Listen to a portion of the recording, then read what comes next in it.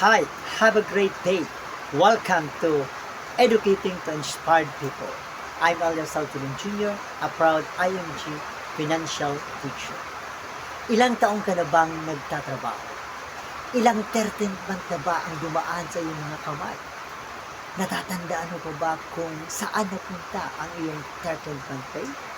If you will receive your 13th month pay today, ano ang iyong gagawin para merong mangyari sa iyong 13th month sa iyong buhay? Naalala ko nung ako ay nagtatrabaho pa, I use the abundance formula 10, 20, 70. 10% kay Lord, 20% pay myself, and 70% for my lifestyle. Yung 20%, yun yung ginamit ko sa JOS. Join, I paid my membership sa IMT na may tatlong benefits. Financial education, direct access sa mutual fund, and entrepreneurship.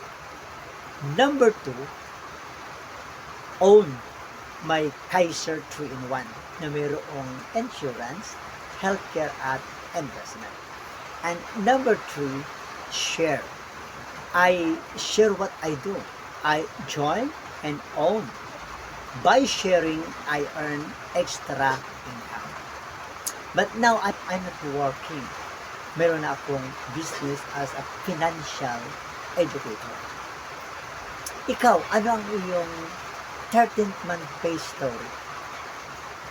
Join our 60 days 13th month pay challenge.